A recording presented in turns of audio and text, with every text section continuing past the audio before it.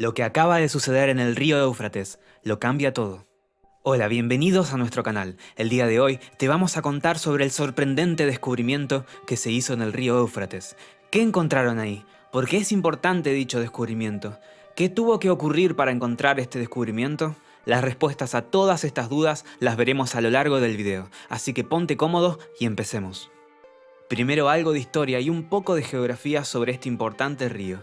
El Éufrates es uno de los ríos de Asia más importantes por numerosas razones. Por una parte, Mesopotamia abarca la tierra existente entre los ríos Tigris y Éufrates. En este sentido, Egipto y Mesopotamia son dos de las culturas más prolíferas de la historia de la civilización. Por ejemplo, las primeras ciudades y los modelos de organización social fueron algunas de las contribuciones de estos pueblos. Miles de años después, el Éufrates sigue siendo uno de los pilares para Oriente Medio. De él depende la producción agrícola, de la que dependen millones de personas para subsistir. Pero como muchos otros ríos del mundo, incluyendo el Tigris, el río Éufrates también se está secando. Características del río Éufrates. El río Éufrates nace en Turquía y sus aguas recorren parte de los territorios de Turquía, Siria e Irak. Tiene una longitud de 2.780 kilómetros, de los cuales 526 kilómetros transcurren por suelo turco, 604 discurren por Siria y 1.159 kilómetros corresponden al recorrido por Irak. Su desembocadura se realiza en el Golfo Pérsico, tras unirse con el Tigris para formar el río Yad al-Arab. Con un caudal de 356 metros cúbicos, el Éufrates no tiene un caudal muy abundante en relación al tamaño de su cuenca. Esto se explica porque discurre por zonas áridas y desérticas donde se realiza una intensiva labor de aprovechamiento hídrico. Entre ellas, las presas son una de las infraestructuras hídricas que son especialmente abundantes en su recorrido por Turquía. No obstante, la amenaza de que el río Éufrates se seque es uno de los grandes temores de las comunidades de Oriente Medio, especialmente para Irak, que está situada al final del recorrido del río Éufrates, tras pasar por Turquía y Siria. Pero la escasez de agua no es algo nuevo. La irrigación ya azotó a Sipark, Uruk o Eridu, algunas de las primeras ciudades de Mesopotamia que se asentaron a lo largo del río Éufrates hace más de 5.000 años. Durante el estiaje, que marca el caudal mínimo de la corriente de un río en una época concreta, el caudal del río Éufrates puede llegar a los 300 metros cúbicos. Por el contrario, el caudal de este río ancestral llega a tener unos 5.200 metros cúbicos, causando a su paso graves inundaciones. Biodiversidad del Éufrates. Como ocurre con el río Tigris, el Éufrates es un río muy peculiar, ya que discurre por una región fundamentalmente árida. Pero el Éufrates tiene una gran importancia geoeconómica para la región, ya que sus aguas permiten la formación de terrenos fértiles. Es precisamente la fertilidad del suelo la que ha permitido alojar diferentes asentamientos a lo largo de la historia. Así, la llamada Creciente Fértil es una región histórica donde se desarrollaron las primeras civilizaciones, Mesopotamia, Asia Menor, Palestina o Egipto. Tiene una forma de media luna y corresponde con parte de los territorios del Levante mediterráneo, Mesopotamia y Persia. Se considera que fue el lugar donde se originó la revolución neolítica en Occidente. Gran variedad de especies en una región fértil. El agua que recorre por estos territorios ha permitido a la vida de una gran diversidad de plantas y animales.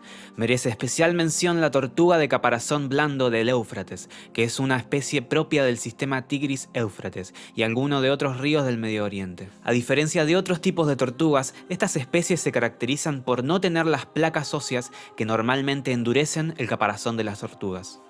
Otros animales propios de la región del río Éufrates son los cerdos salvajes, un animal habitual en las marismas y más recientemente en las plantaciones de eucaliptos. También encontramos hienas, mangostas y chacales a lo largo de los ríos de Irak. Los lobos, los zorros y las gacelas son típicos de la llanura aluvial, extendiéndose incluso hasta la zona norte de la península de Anatolia, en Turquía. En cuanto a la presencia de aves, destacan los urugallos, los cuervos y los búhos. También se avistan con frecuencia halcones, águilas y buitres. La migración de especies, pelícanos, cigüeñas y gansos, entre otros, que tiene lugar en los meses de primavera y otoño, genera un constante flujo de especies a lo largo del curso del Éufrates y la marisma aluvial del Tigris-Éufrates.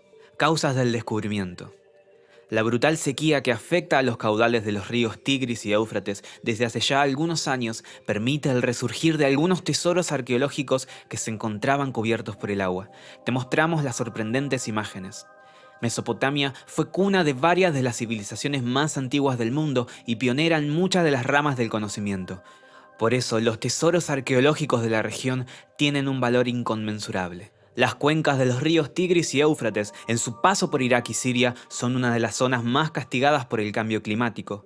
El drama de la falta de lluvias deja una marcada y persistente sequía en esta zona de Oriente Medio, y el gran descenso de las aguas de los ríos y embalses permitieron el resurgir de varios tesoros arqueológicos. Una pequeña pausa. Si has llegado hasta aquí y te está gustando nuestro contenido, suscríbete a nuestro canal para que estés al día con nuestros nuevos videos. Ahora sí, continuemos con el video. Cambio climático en Mesopotamia. En algunas regiones de Irak, la sequía no da tregua desde hace ya años y los niveles de agua del río Tigris bajaron a niveles alarmantes. Es uno de los países más afectados por la crisis climática. La falta de lluvias, junto con la ausencia de infraestructura adecuada debido a décadas de inestabilidad política y guerras, se traduce en un problema grave para el suministro de agua que sufren los millones de personas que residen en el territorio de la antigua Mesopotamia. Además, Bagdad, capital y ciudad más poblada de Irak, acusa dificultades hidrográficas provocadas por Turquía e Irán al incumplir acuerdos sobre la cuota del agua. De esta manera, recordemos que en Turquía nacen tanto el Tigris como el Éufrates, y desde Irán procede el río Karun, un importante afluente del Tigris. El agotamiento de los ríos, una rápida desertificación, tormentas de arena cada vez más intensas y agricultores temerosos por el fracaso de sus cosechas y su futuro son los factores que ayudan a entender la situación actual. La otra cara de la sequía, el resurgir de los tesoros. Recientemente, el descenso del caudal del río Éufrates ha dejado al descubierto varios yacimientos arqueológicos pertenecientes a periodos que se remontan a 11.000 años atrás en el norte de Siria. Estos se encontraban bajo las aguas del embalse del Al-Asad, construido a principios de la década de 1970.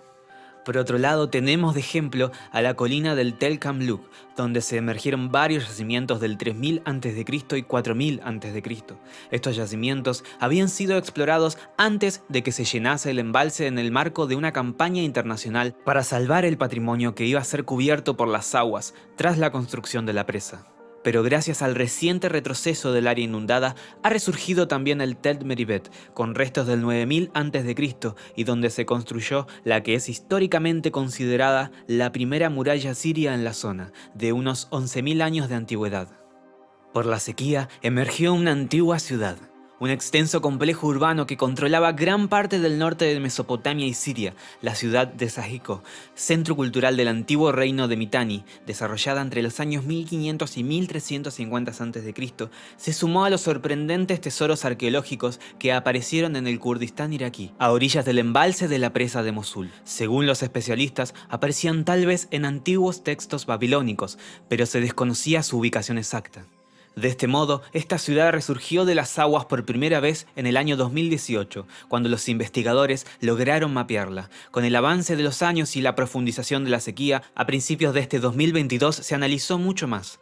Además, hallaron edificios residenciales y administrativos, un lugar para la fundición de metales, una fortificación masiva con muros de hasta 6 metros de ancho con torres, un edificio de almacenamiento monumental de varios pisos y un complejo industrial.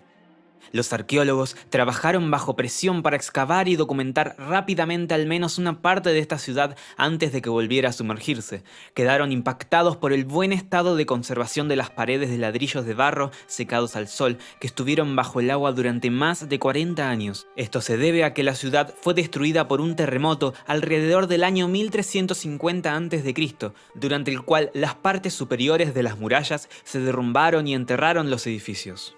Para evitar el deterioro cuando el nivel del agua vuelve a subir, los edificios excavados se cubrieron completamente con láminas de plásticos y se rellenó de grava como parte de un extenso proceso de conservación financiado por la Fundación Gerda Henkel.